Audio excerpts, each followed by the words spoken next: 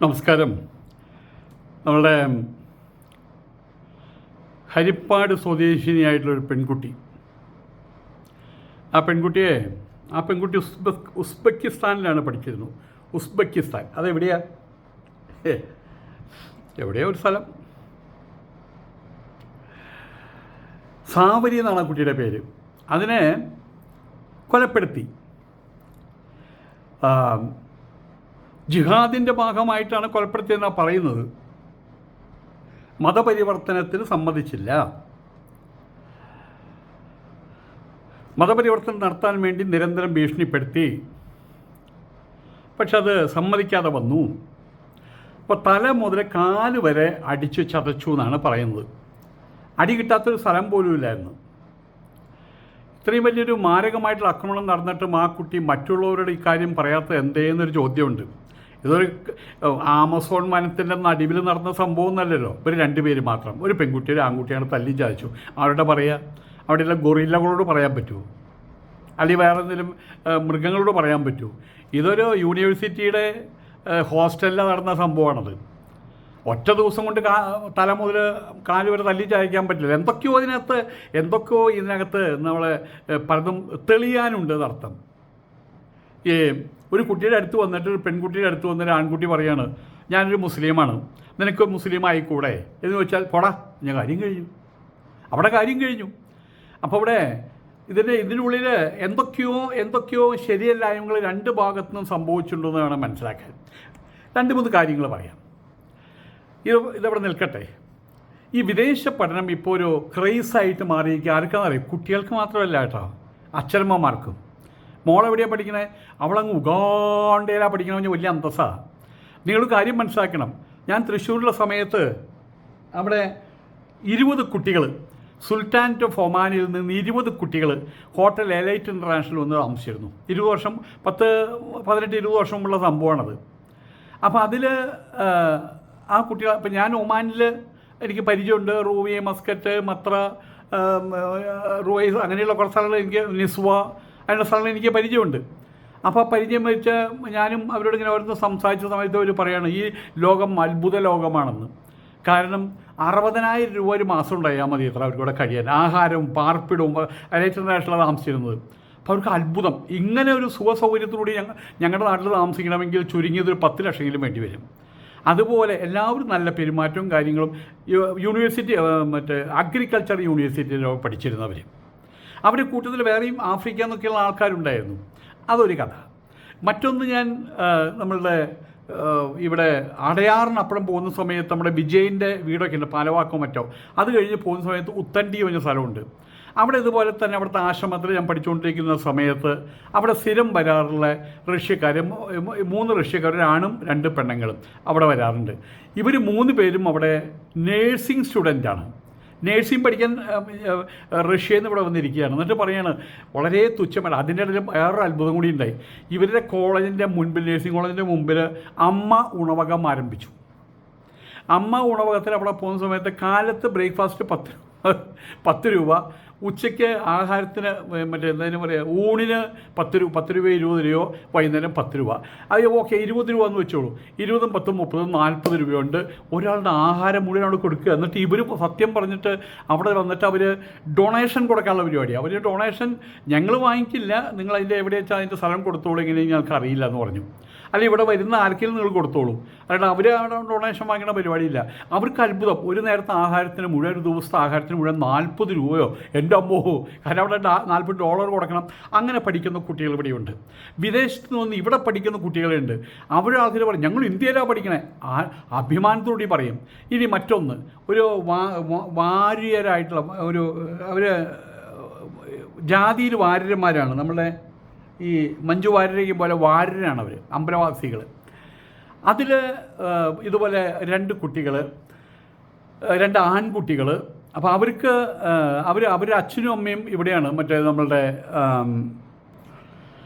അവരുടെ അച്ഛനും അമ്മയും ഓസ്ട്രേലിയയിലാണ്, കുറേ കാലമായിട്ട് അവിടെയാണ്. അപ്പോൾ അവരുടെ ആ 2 മക്കളെ ഇന്ത്യൻ കൾച്ചറിൽ പഠിപ്പിക്കാനും ഇന്ത്യയിൽ പഠിക്കാനും ആ കുട്ടികൾക്ക് അതാണ് താല്പര്യം. അവരിവിടെ ഒന്ന് പഠിക്കുന്നു. പക്ഷെ നമ്മളുടെ കുട്ടികളൊക്കെ ഇങ്ങനെയുള്ള ഒരു ഗുദാമിൽ ഉസ്ബെക്കിസ്ഥാനൊക്കെ എവിടെയും നമുക്കറിയില്ല അതൊക്കെ എവിടെയാണ്. ഇത്തരം സ്ഥലങ്ങളിൽ പോയി പഠിക്കുന്നു. ഇനി മറ്റൊരു കാര്യം പറയാം. ഞാനിവിടെ തൃശ്ശൂർ എരവിമംഗലം എന്ന സ്ഥലമുണ്ട്. നാട്ടുകാരിൽ എരേങ്കലം എന്ന് വിളിക്കും. നമ്മുടെ സുകുമാർ വഴിക്കൂടെ അവസാനം വീട് വെച്ച് താമസിച്ചത് അവിടെയാണ്. അതിൻ്റെ തൊട്ടടുത്തായിട്ട് വേറൊരു വീടുണ്ട്. അവിടെ ഒരു DYSP ആയിട്ടൊരാളുണ്ട്. അദ്ദേഹത്തിന് രണ്ട് മക്കളാണ്, ഒരു ആൺകുട്ടി ഒരു പെൺകുട്ടി. ഇരട്ട പ്രസവിച്ച ഒരു ആൺകുട്ടി ഒരു പെൺകുട്ടി ഉണ്ടായി. നന്നായിട്ട് പഠിക്കുന്ന കുട്ടികൾ. ഇവർ തമ്മിൽ മത്സരമാണ്. അങ്ങനെ SSLCക്കും വലിയ മാർക്ക്, പ്രീ ഡിഗ്രിക്കും വലിയ മാർക്ക്, +2 മറ്റോണ് മാർക്ക്. ഇത് കഴിഞ്ഞവർക്ക് MBBS പഠിക്കാൻ അവർക്ക് എൻട്രൻസൊക്കെയും കഴിഞ്ഞ് അവിടെ അവർക്ക് സെലക്ഷൻ കിട്ടി. അത് കിട്ടിയത് അവർക്ക് പഠിക്കാൻ സൗകര്യത്തിൽ കിട്ടിയത് ബാംഗ്ലൂരാണ്. ഈ 2 കുട്ടികളും ബാംഗ്ലൂർ പോയി. ഈ അച്ഛനും അമ്മയും എന്ത് ചെയ്തു അറിയാമോ? അപ്പോൾ അവരെന്നോട് പറഞ്ഞു, ഇങ്ങനെ സ്വാമി മക്കൾക്ക് 2 പേർക്കും MBBSന് സെലക്ഷനായി, അത് നന്നായി എന്ന് പറഞ്ഞു. നിങ്ങൾ 2 പേരും അത്യാവശ്യം രോഗമുള്ളവരല്ലേ എന്നൊക്കെ ഞാൻ തമാശ പറഞ്ഞു. അല്ല, ഒരു കാര്യം നിങ്ങൾ ചെയ്തോട്ടെ, കുട്ടികളുടെ കൈവിട്ട് കളയരുത് ചേട്ടാ. ബാംഗ്ലൂരാണ് സ്വാമിജി, ഞങ്ങളത് പറയാൻ വേണ്ടിയിട്ടാണ് വിളിച്ചത്. അവരുടെ വീട് വിറ്റ് വരും. അവരുടെ വീടും അവിടെ കുറേ അധികം സ്ഥലം ഉണ്ടായിരുന്നു പുഴവക്കത്ത്. അത് പൊന്നും വിലയ്ക്ക് കിട്ടുന്ന സ്വത്താണത്. അത് വെള്ളി വിലയ്ക്ക് വിറ്റു. അവർ കുറച്ച് പൈസ കുറച്ച് വിട്ടിട്ട് ബാംഗ്ലൂർ പോയിട്ട് ഒരു ഫ്ലാറ്റ് വാങ്ങിച്ചു, 2 ഫ്ലാറ്റ് വാങ്ങിച്ചു. ആ പൈസ കൊണ്ട് അവിടെ ഫ്ലാറ്റ് വാങ്ങിച്ചു. എന്തിനു വേണ്ടി അറിയോ? ആ കുട്ടികളുടെ ഒപ്പം നിൽക്കാൻ. ആ കുട്ടികളെ കൈവിട്ട് കളയല്ല ഉണ്ടായത്. ഇനി മറ്റൊരു കാര്യം പറയാം. ഇവിടെ നിന്ന് ബാംഗ്ലൂരിലേക്ക് പോകുന്ന കിടന്നുറങ്ങി പോകാവുന്ന ബസ്സുകളുണ്ട്. അതിൽ ചില സ്പെഷ്യൽ ഏജൻറ്റുമാരുണ്ടായിരിക്കും. ഈ പെൺകുട്ടികൾ അവിടെ പോകുന്ന സമയത്ത് വീട്ടിൽ നിന്ന് അയച്ചു കൊടുക്കുന്ന എണ്ണിച്ചുട്ടപ്പം പോലെയുള്ള പണം ചിലപ്പോൾ അവർക്ക് മതിയാവില്ല. അവർക്ക് നല്ല കൂളിംഗ് ഗ്ലാസ് വാങ്ങിക്കണം, അവർക്കൊന്ന് അർമാദിക്കണം, അവർ കയ്യിൽ ഷൂസ് വാങ്ങിക്കണം, നല്ല ബാഗ് ഡ്രസ്സ് വയ്ക്കാൻ വാങ്ങിക്കണം. വീട്ടിൽ നിന്ന് അയക്കുന്ന പൈസയുടെ ഒരു 4 ഇരട്ടിയിലും അവർക്ക് വേണം. അപ്പോൾ അതിനവർ കണ്ടെത്തിയ ഒരുപാട് പെൺകുട്ടികൾ കണ്ടെത്തിയ വഴിയാണ് ഈ ബസ്സിൽ കേരളത്തിലേക്ക് ഒന്ന് വരിക. എന്നിട്ട് ഈ ബസ്സിൽ കേരളത്തിൽ നിന്ന് മടങ്ങി പോവുക. അത്രമാത്രം ചെയ്താൽ മതി. ഡബിൾ ബെഡുള്ള ഒരു സൈഡിൽ ഡബിൾ ബെഡ്, ഒരു സൈഡിൽ സിംഗിൾ ബെഡുമാണ് ബർത്ത്. ആ ഡബിൾ ബെഡിൽ ആരെങ്കിലും ഒരാൾ കൂടെ ഉണ്ടാവുമെന്ന് മാത്രമേ ഉള്ളൂ. അവർക്ക് അവരുടെ സൗന്ദര്യത്തിൻ്റെയും അവരുടെ യൗവനത്തിൻ്റെയും ഇതിൽ വെച്ച് 3000, 4000, 5000 രൂപ ട്രിപ്പിന് കിട്ടും. അത് ആ പണം കണ്ട് മോഹിച്ച് പറഞ്ഞു വരുന്നത് കൈവിട്ട കളിയാണ് പെൺകുട്ടികളെ ഇന്നത്തെ കാലഘട്ടത്തിൽ പെൺകുട്ടികളെ വീണ്ടും പുറത്തേക്ക് വിടുന്നത്. നിങ്ങൾ ഒരുപാട് ഉദാഹരണം പറയും, എൻ്റെ മോളോടെ പഠിച്ചിട്ട് കുഴപ്പമുണ്ടായില്ലല്ലോ. അതൊക്കെ ഉണ്ടാകും. പക്ഷെ ഒരു കാര്യം ഞാൻ പറയാം, ഇവിടെ AK ആൻ്റണി നമ്മളുടെ മുഖ്യമന്ത്രിയായിരുന്നു. ഇവിടെ അമേരിക്കയിൽ പോയിട്ട് പഠിച്ചിട്ടാണോ? അല്ല, ഇപ്പോൾ നമ്മുടെ മുഖ്യമന്ത്രി സതീശനാണ് അമേരിക്കയിൽ പോയി പഠിച്ചിട്ടാണോ? പിണറായി വിജയൻ അവിടെ ഓസ്ട്രേലിയയിൽ പോയി പഠിച്ചിട്ടാണോ? CH മേനോൻ. അപ്പോൾ പറഞ്ഞു വരുന്നതെന്ന് വെച്ചാൽ വലിയ ആളുകളാവാൻ വിദേശത്ത് പോയി പഠിക്കേണ്ട ആവശ്യമൊന്നുമില്ല. ഇവിടുന്ന് ഇതുപോലെ തള്ളിയുന്തി വിടുകയാണ്. എന്നിട്ട് ഇവിടെയുള്ള ആൾക്കാരോട് പറയും, ഞങ്ങളുടെ മകളങ്ങനെ ഉസ്ബെക്കിസ്ഥാനിലാണ്, ഞങ്ങളുടെ മകളങ്ങ് ഉഗാണ്ടയിലാണ്. പിടിവിടുകയാണ് ചെയ്യുന്നത്. ഇവിടുന്ന് വിട്ട് കഴിഞ്ഞാൽ അവിടെ പോയിട്ട് ആരോടൊപ്പം കൂട്ടുകൂടുന്നു, ആരോടൊപ്പം പോകുന്നു, എങ്ങനെ പോകുന്നു. മെട്രോപൊളിറ്റൻ കോസ്മോപൊളിറ്റൻ സിറ്റികളിലൊക്കെ ഒരു വീടിനകത്ത് നിങ്ങളുടെ ഇപ്പോൾ ഹരിപ്പാട്, ഞാൻ ഹരിപ്പാട് താമസിച്ചുള്ള എനിക്ക് ഹരിപ്പാട് കാണാപ്പാടമാണ്. ഇവർ ഈ പറഞ്ഞ ഇടവും എനിക്കറിയാം ഏകദേശം. അവിടെ ഏതൊരു വീട്ടിൽ ഒരു സ്ത്രീ, 2 സ്ത്രീകൾ താമസിക്കുന്ന വീട്ടിലൊരു പുരുഷൻ കയറി വന്നാൽ പിറ്റേ ദിവസം, അല്ലെങ്കിൽ പുരുഷൻ താമസിക്കുന്ന വീട്ടിലൊരു സ്ത്രീ വന്നാൽ പിറ്റേ ദിവസം വന്ന് ചോദിക്കും, സുഗുണ ഇന്നലൊരു ആരോ വന്നിട്ട് കസിനാവൂല്ലേ? അവരറിയാൻ വേണ്ടിയിട്ടാണ് ചോദിക്കുന്നത്. അത് ഒരു പ്രാവശ്യം വരാൻ പറ്റില്ല, 2ാമത്തെ പ്രാവശ്യം കൂടി അവർ പാട്ടാവും. പക്ഷേ ബോംബെ പോലെ അല്ലെങ്കിൽ ഡൽഹി പോലെ അതുപോലെ തന്നെ അങ്ങനെയുള്ള വലിയ സിറ്റികളിലേക്കും പോയി കഴിഞ്ഞാൽ, പ്രത്യേകിച്ച് വിദേശത്ത് പോയി കഴിഞ്ഞാൽ അവിടെ ആര് തമ്മിൽ കണ്ടുമുട്ടുന്നു, അവരെവിടേക്ക് യാത്ര ചെയ്യുന്നു, അവരെവിടെ കിടന്നുറങ്ങുന്നു, അവർ തമ്മിലുള്ള ബന്ധം എന്താണെന്ന് ഇവിടെയുള്ള ആൾക്കാർക്ക് എങ്ങനെയാണ് അറിയുക? അവിടെയുള്ള ആൾക്കാർ എന്തിനാണ് അറിയുന്നത്? താമസിക്കുന്ന വീടിൻ്റെ അപ്പുറത്ത് ഈ കുട്ടികൾ താമസിക്കുന്ന വീടിൻ്റെ അപ്പുറത്ത് റഷ്യക്കാരാവും, ഇപ്പുറത്ത് വല്ല ബ്രിട്ടീഷുകാരായിരിക്കും, അപ്പുറത്ത് വേറെ വല്ല ആൾക്കാരായിരിക്കും. ഇവരായിട്ട് വല്ല ബന്ധമുണ്ടോ? ആയതുകൊണ്ട് ഇങ്ങനെയുള്ള കുട്ടികളെ കാണുന്ന സമയത്ത് ഈ പറഞ്ഞ കുട്ടി ഒരു സാവരിയ ബന്ധ് എന്നാണ് പേര്. കാണുമ്പോൾ നല്ല കുട്ടിയാണ്, നല്ല പഠിപ്പുള്ള കുട്ടിയാണല്ലോ, മെഡിക്കൽ വിദ്യാർത്ഥിനിയായിട്ട് അവിടെ കിട്ടിയത്. അവിടെ ചെന്ന് എല്ലാം മറക്കുകയാണ്. താൻ എന്തിനവിടെ വന്നത്, എങ്ങനെയാണ് അവിടെ വന്നത്? ലക്ഷം രൂപ ചിലവ് ചെയ്ത് ചുരുങ്ങി 1 കോടി രൂപയെങ്കിലും ചിലവാകും, അതിനേക്കാൾ മേലെ ചിലവാകും. ഇതും കഴിഞ്ഞ് അച്ഛനും അമ്മയും കാത്തിരിക്കുക. അതിന് 2 വർഷം കൂടി കഴിഞ്ഞാൽ മോള് ഡോക്ടറാവും, 2 വർഷം കൂടി കഴിഞ്ഞാൽ മോള് ഡോക്ടറാവും, 3 വർഷം കൂടി കഴിഞ്ഞിട്ടോ മോള് ഡോക്ടർ. അവിടെ എല്ലാവരും പറഞ്ഞു നടക്കുമ്പോൾ പെട്ടിയാണ് വരുന്നത്. അവിടുന്ന് പെട്ടിയാണ് വരുന്നത്. ഇത് ഒറ്റപ്പെട്ട സംഭവമല്ല.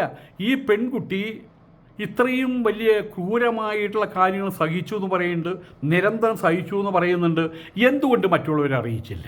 ഇവർ തമ്മിൽ എന്താണ് ബന്ധം എന്നിത്യാദി കാര്യങ്ങൾ ചകഞ്ഞ് വരുന്ന സമയത്ത് ഇതിൽ തെറ്റുകുറ്റങ്ങൾ ഏകപക്ഷീയമായിട്ട് വരാനുള്ള സാധ്യത തുലം കുറവാണ്.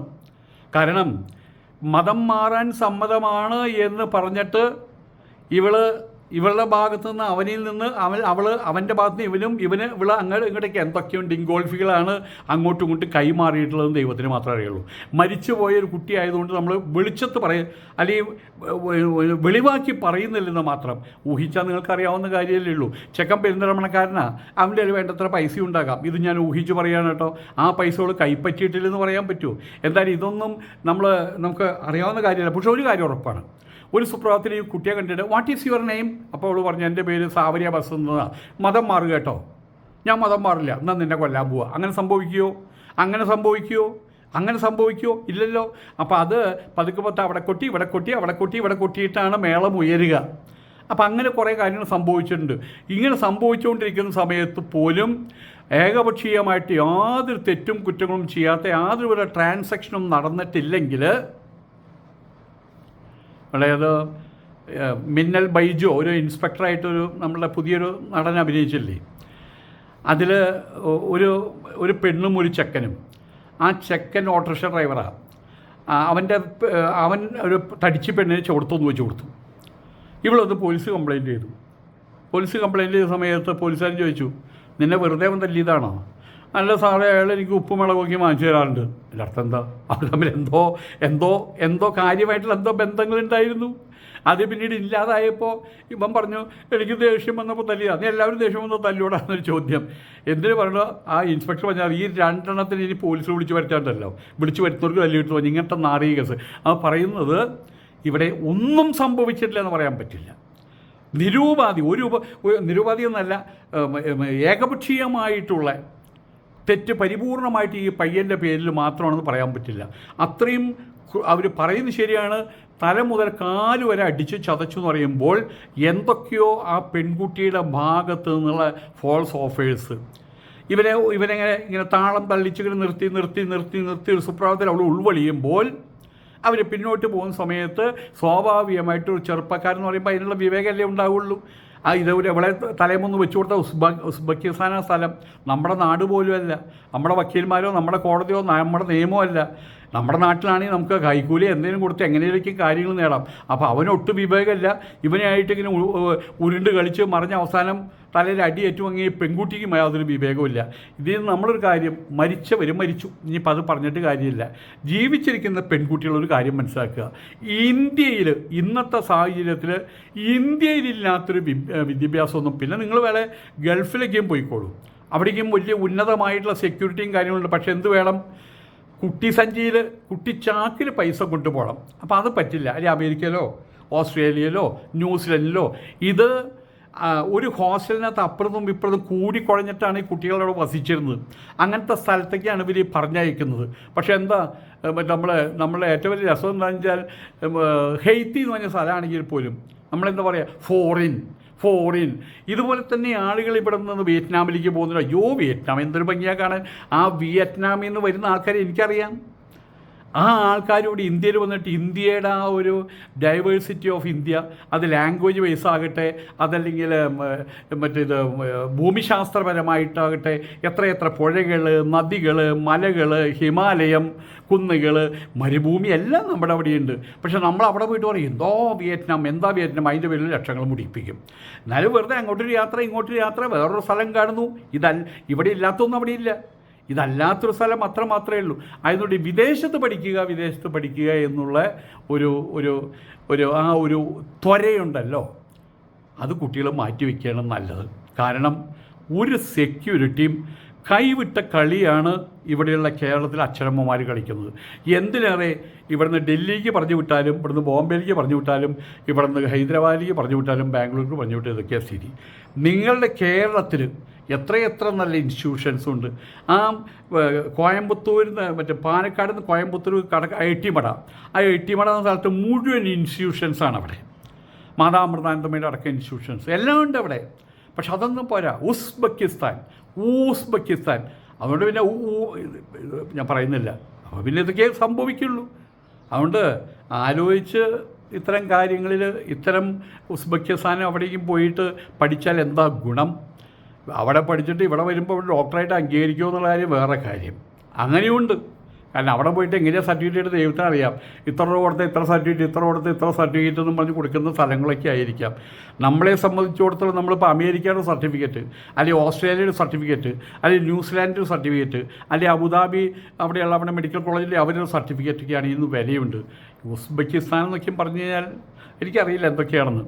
എന്തായാലും ഈ മരിച്ചുപോയ പെൺകുട്ടി, ഇവൻ്റെ പേര് സാദറുൾ അനം എന്നാണ് ഇവൻ്റെ പേര്. ഈ പെൺകുട്ടിയുടെ പേര് എന്താണ്? അതിൻ്റെ പേര് ഇവിടെ എഴുതി വെച്ചിട്ടുണ്ടല്ലോ, സാവരിയ ബസന്ത്. ഇവർ ഈ സാവരിയ ബസന്ത് എന്ന് പറയുമ്പോൾ ഇനിയിപ്പോൾ വല്ല ഉത്തരേന്ത്യയിൽ നിന്ന് ഇവിടെ ഒന്ന് താമസിക്കുന്നതാണോ അറിയില്ല. അങ്ങനെ ഒരു പേരുണ്ടാവാനുള്ള സാധ്യതയില്ലല്ലോ. എനിവേ കുട്ടി നഷ്ടപ്പെട്ടു. ഇനി പുതിയ കുട്ടികൾ നഷ്ടപ്പെടാതിരിക്കാൻ വേണ്ടിയിട്ട് ഈ ഒരു ജ്വരമുണ്ടല്ലോ, ഈ ഒരു പനി, അതായത് വിദേശത്ത് പോകണമെന്നുള്ള പനി, അതൊക്കെ ഇപ്പോൾ മറ്റൊരു കാര്യം കൂടിയുണ്ട്. നമ്മുടെ മനസ്സിലെപ്പോഴും യൂറോപ്പ് എന്ന് പറഞ്ഞാൽ എങ്ങനെ അറിയോ? പച്ച പിടിച്ച് എപ്പോഴും മഞ്ഞ് പെയ്യുന്ന അവിടുത്തെ സ്ഥിതി എന്താ അറിയാമോ? 42 ഡിഗ്രി സെൻറ്റിഗ്രേഡ് ചൂട് വന്നിട്ടുണ്ട് ഇവിടെ നമ്മളുടെ ജർമ്മനിയിൽ. അവിടെ നിന്നുള്ള ആൾക്കാർ ഇന്ത്യയിലുള്ള മാതാമൃതാനന്ദി ആശ്രമത്തിലും ഹിമാലയത്തിലേക്ക് വന്ന് താമസിക്കുകയാണ് അവർ. നമ്മുടെ ധാരണ എന്താ?